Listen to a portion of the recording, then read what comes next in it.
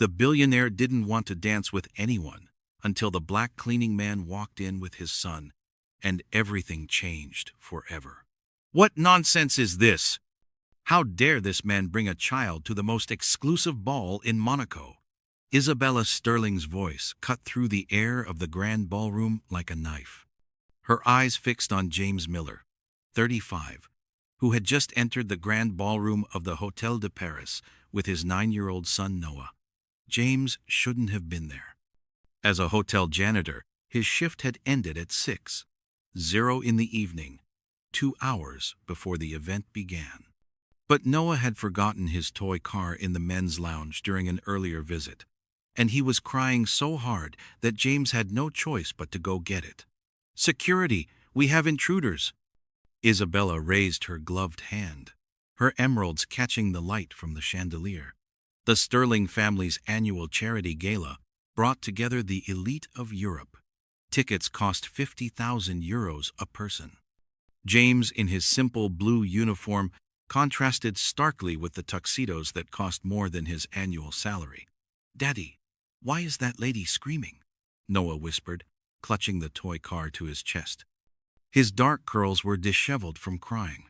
"Calm down, son. Let's just get your things and leave," James murmured. But 2 security guards were already blocking his exit. Across the hall, a young socialite named Olivia Sterling watched the scene. At 28, the heiress to the Sterling media empire was used to the social dramas her aunt created. But something about the dignity of that man and the innocent confusion of the child bothered her. "Olivia, dear," Isabella approached with a venomous smile. "Look at this embarrassing situation.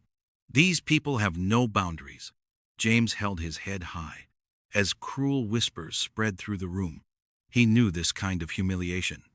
He had grown up as the only black child in elite schools, thanks to scholarships. He knew exactly how this story would end. "Sir," the security guard approached, "I need to ask you to leave." "Of course," James replied with supernatural calm. "I just came to get something my son forgot." "How convenient," Isabella laughed cruelly. "Just when the richest men in Europe are gathered here." It was then that Noah, with the brutal honesty of a 9-year-old, looked directly at Isabella and asked, "Why are you so mean to my dad? He works really hard to take care of me." The silence that followed was deafening. Isabella paled. Olivia watched James kneel down to his son's level, whispering something that made him smile. There was a natural grace in that movement, an elegance that no amount of money could buy. "Do you guys know how to dance?" Noah asked innocently to the room. "My dad is a professional dancer. He used to perform at the Royal Opera House." Cassandra, a powerful white investment banker, found herself walking toward them before she even realized it. Olivia tried to hold her back by her arm, but she ignored her completely. "May I have this dance?" she asked James, extending her hand. The entire room froze. 200 people from high society were in absolute shock. One of the most coveted financiers in Monaco was asking the black cleaning man to dance. James looked at her outstretched hand as if it were a trap, but Noah whispered, "Go, Dad. Show them how beautifully you dance." And that's when something extraordinary happened. James accepted Cassandra's hand, and the moment the music started, he revealed a classical dance technique that left everyone speechless. He moved like a professional ballerina, with an elegance that made Isabella realize she had completely underestimated the person she was trying to humiliate.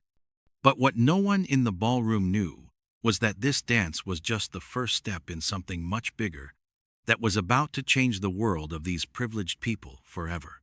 The music stopped, but the echo of the perfect dance still reverberated through the hall. James had moved with such impeccable classical technique that even the professional musicians in the orchestra were speechless. When he and Cassandra parted, 200 people remained in absolute silence. "Impossible," Isabella whispered, but loud enough to be heard. "Where would a person like him learn to dance like that?" Noah ran to his father beaming.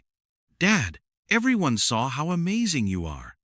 James hugged his son, but his eyes remained fixed on Isabella. There was something in the Sterling matriarch's expression that he recognized immediately. The same look that had destroyed his dreams 15 years ago. Isabella, Olivia, pulled her aunt away. "I need to talk to you now." But Cassandra couldn't take her eyes off James. "You danced like a professional. Where did you study?" The question hit James like a shot. For a moment the memories threatened to overwhelm him. "A long time ago," he replied simply. "A long time ago?" Isabella stepped closer, her eyes narrowing like a predator's.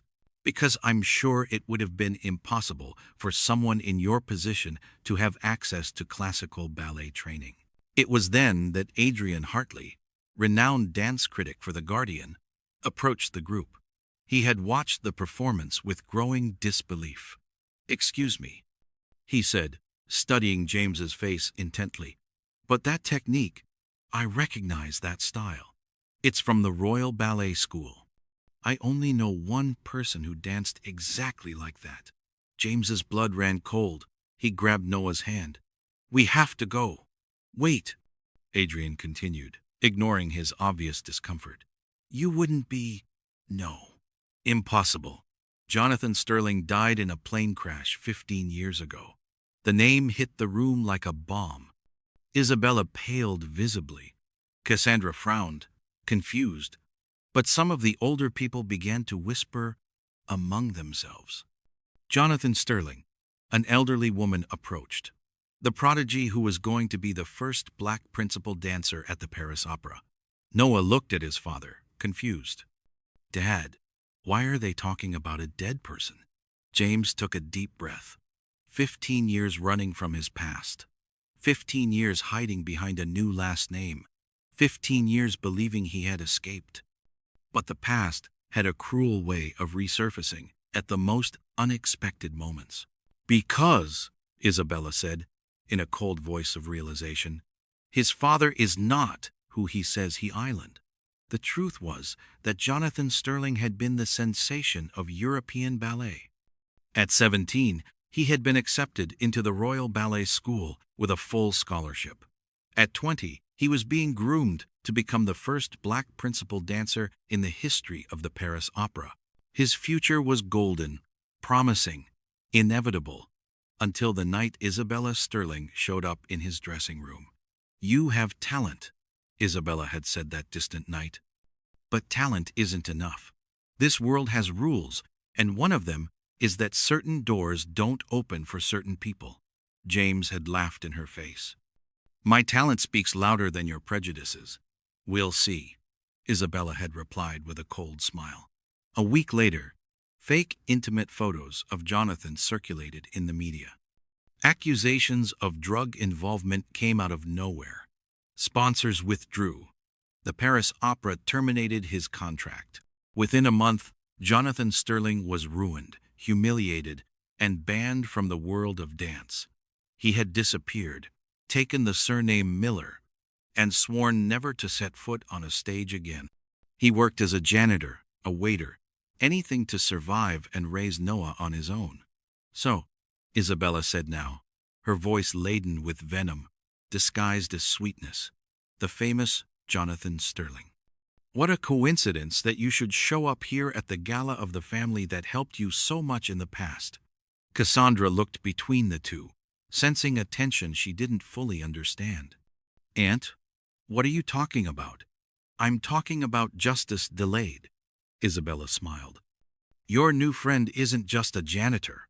He's a professional liar who cheated the dance world 15 years ago." Noah squeezed his father's hand. "Dad, are you okay?" James looked at his son, then at Isabella, and finally at Cassandra. He had spent 15 years believing he was a victim. But standing in that ballroom, surrounded by the same predators who had destroyed his first life, he realized something that would change everything. He was no longer the naive 20-year-old boy who had been taken by surprise. He was a 35-year-old man who had survived everything they had tried to do to him. And this time, he would not be caught off guard. "You're right about one thing, Isabella," James said. his voice taking on a tone that made several people around them stop to listen. I'm not the person you destroyed 15 years ago. What Isabella Sterling didn't know was that the man she had tried to break had spent the last 15 years not just surviving, but preparing. And now, back in the world that had rejected him, James was about to show that some people don't just survive a fall. They use the experience to fly even higher. In the 3 days following the dance, Isabella Sterling worked with the relentless efficiency of someone who had orchestrated the destruction of lives before. She activated her network of contacts like a spider spinning its deadly web. "Dr. Roberts," she said, into the phone to Noah's school principal. "I'm concerned about a situation involving one of your students, Noah Miller. I have information that his father may be involved in some questionable activities." Across town, James was in the small apartment he shared with Noah, but he wasn't crying or hiding as Isabella had expected. He sat at the kitchen table with icy determination, doing something he had sworn never to do again, using the skills he had developed over 15 years of survival. Noah played in the living room, oblivious to the storm brewing. "Daddy, why are you looking through those old papers?" "Just organizing some things, sweetheart," James replied, carefully studying each document he had kept for years. Birth certificates, proof of residence, but mostly detailed medical records and photographs, with date stamps that told a very different story from the one Isabella had spread 15 years ago. The phone rang. It was Dr. Patricia Cho, assistant principal at Noah's school. "Mr. Miller, I need to talk to you about a concern that has been brought to our attention. Some influential parents are questioning whether Noah should continue at our institution, considering certain allegations about his past." James took a deep breath. 15 years ago, a call like this would have destroyed him. Now he just smiled coldly. "Dr. Cho, I understand completely. How about we schedule a meeting? I have some information that may clarify these allegations." After hanging up, James pulled out a yellowed business card he had kept in a drawer for years. David Kumar, private investigator and reputation recovery specialist. He had given him that card 5 years ago, when he discovered by chance that he was the famous missing Jonathan Sterling. David had been an investigative journalist before becoming a private detective. He specialized in cases where powerful people used their influence to destroy innocent lives. When he met James, he offered his help free of charge, but he had refused, not yet ready to face the past. "David," he said when he answered, "it's James. James Miller. I think it's time to accept your help." 2 hours later, David was sitting in James's kitchen, his eyes shining with the excitement of someone who was finally going to see justice done. "James, I never stopped investigating your case," he said, opening a thick folder. "Isabella Sterling didn't just destroy you. I found at least 6 other talented people who had their careers ruined by the same woman over the last 20 years. He spread photographs and documents across the table. A classical pianist, an opera soprano, 2 stage actors, a sculptor, and a writer. All white or black, all with promising careers, all destroyed by the same pattern. Fake photos, planted accusations, sponsors pressured. Noah approached the table, curious. "Daddy, what are those photos?" "These are stories of brave people, my love," James replied, hugging his son. "People who have been hurt, but who may one day see justice done." "But here's the interesting part," David continued. "Isabella doesn't act alone. She uses a public relations firm that specializes in social crisis management. Basically, they plant false stories and destroy people who threaten the established order." James studied the documents with the same intensity he used to analyze complex musical scores. "And you have proof of this?" "I have financial trails, leaked emails, recordings of some conversations, but I need something more. I need her to expose herself completely." It was then that James smiled for the first time in days. Not a smile of joy, but the icy smile of someone who finally sees the whole picture. David, what if I told you that Isabella Sterling is going to try to destroy me again in the next few days? What if I told you that this time, instead of running away, I'm going to let her get very close to success? That would be dangerous if she manages to plant a convincing story. She won't? James interrupted, his voice filled with a confidence that surprised even her. Because this time, I'm not the 20-year-old boy who believed that talent was enough. Now I know exactly how she operates. David frowned. What do you have in mind? James took out his phone and showed him a WhatsApp conversation. Isabella believes I'm just a scared janitor. She has no idea that for the past 15 years, I wasn't just surviving. I was studying. The conversation showed messages from a group of former employees of the Hotel de Paris where James worked. But they weren't just janitors. There were waiters, security guards, receptionists, drivers, invisible people who saw everything and knew all the secrets of the wealthy guests. Do you know what the advantage of being invisible to people like Isabella is? James asked rhetorically. They do everything in front of you, thinking you don't exist. For 15 years, I cleaned offices, emptied trash cans, organized documents that these people left lying around carelessly. David began to understand. You collected information. I documented everything. Every suspicious conversation I overheard. Every compromising document I saw. Every email they printed out and threw away without shredding it. Isabella Sterling thinks she's hunting easy prey. James stood up and went to a closet, from which he removed an old shoebox. Inside were flash drives, photographs, printed documents, and even recordings on a small digital recorder. But the truth is, he continued, his eyes shining with an intensity that made David realize he was in the presence of someone far more intelligent and prepared than Isabella could ever imagine. She's been hunted for years and doesn't even know it. Noah watched his father with growing admiration. Dad, are you like a secret detective? Something like that, sweetheart. Sometimes, when powerful people hurt other people, someone has to collect evidence to show the truth. David picked up one of the flash drives. James, if this is what I think it is, it's exactly what you think it isn't. Isabella Sterling is about to discover that underestimating a man who survived 15 years of forced invisibility was the biggest mistake of her life. The next morning, Isabella Sterling woke up with a sense of impending victory. She had spent the night coordinating the final blow against James, a story planted in Monaco's leading newspaper, alleging that the fake dancer was emotionally exploiting a naive financier to get money. Cassandra will see what a manipulative man he is, she muttered to herself, dialing the reporter she had bribed. But when the phone rang, the voice on the other end was tense. Mrs. Sterling, we have a problem. Someone leaked information about our agreement, and there's something else, compromising documents about other people you helped remove from certain positions. Isabella felt a chill run down her spine. What kind of documents?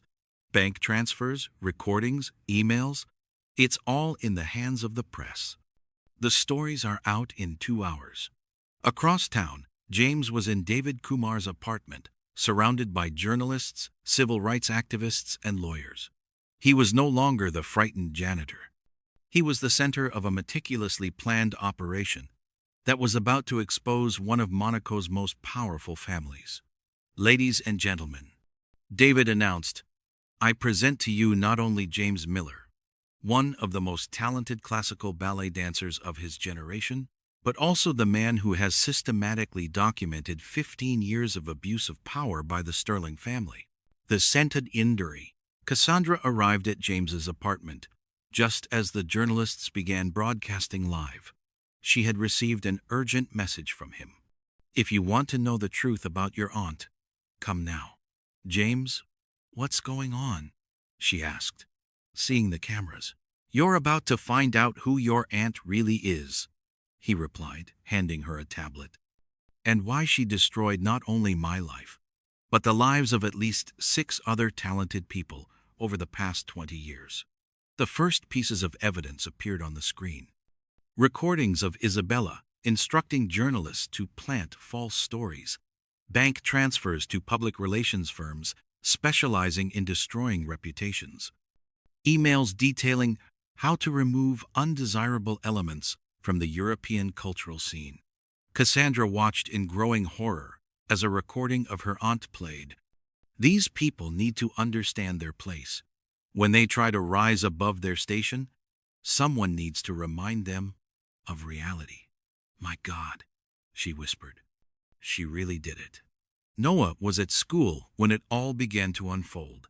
Shielded from the media storm his father had carefully orchestrated, James had made sure his son was safe before detonating the bomb that would destroy the Sterling Empire. At the Hôtel de Paris, Isabella was in her presidential suite when she heard her own voice broadcast nationally. A person like him should never have access to our world. It's a matter of maintaining the natural order of things. She tried to call her lawyers, but the line was jammed. She tried to contact allied journalists, but they had already switched sides. In a matter of hours, Isabella Sterling went from respected matriarch to social pariah. The phone rang. It was Cassandra. "Aunt, you need to explain these recordings." "Aunt, dear, you don't understand. I did this to protect our family, our legacy." "You did it out of pure cruelty," she interrupted, her voice cold. "And now you have to face the consequences." On social media, the hashtag #JusticeForJames became a worldwide trend.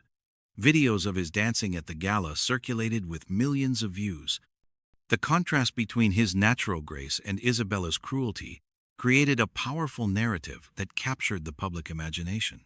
David Kumar appeared on television with a folder full of evidence. Isabella Sterling used her influence to systematically destroy the careers of talented people, especially those who threatened what she considered the natural order of the arts in Monaco. Companies began canceling contracts with the Sterling Foundation. Museums removed plaques bearing the family name. The Paris Opera announced an investigation into past discriminatory practices. Isabella attempted one last desperate move, appearing on a television interview.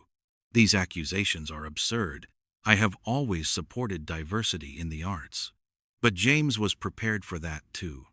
During the live broadcast, David played a recording from just 6 months earlier, Isabella telling a donor that certain types of people were invading spaces that don't naturally belong to them.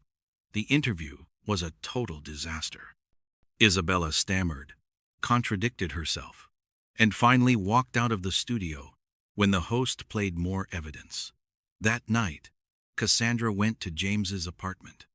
Noah was doing his homework at the kitchen table, oblivious to the fact that his father had just taken down one of the most powerful families in Europe.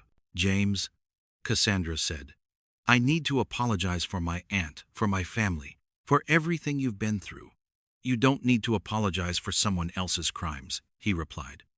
"But you do need to decide what kind of person you want to be from now on." Noah looked at them. "Daddy, why are there so many people talking about you on television?" "Because sometimes, sweetheart, when powerful people hurt other people, someone has to tell the truth. And today was our day to tell the truth." Across town, Isabella was alone in her mansion. Employees had quit. Friends had stopped answering her calls, and the foundation's board had voted for her immediate removal. She looked out the window at the city she had once ruled and realized she had completely underestimated James Miller. The man she had considered nothing more than a frightened janitor had spent 15 years gathering evidence and building a network of allies that was now destroying her completely. Isabella picked up the phone to try one last call to Cassandra, but she didn't answer. For 15 years, she had used her power to silence voices she deemed inappropriate. Now, finally, it was her own voice that was being silenced by the weight of her own actions. As night fell over Monaco, a new reality was established.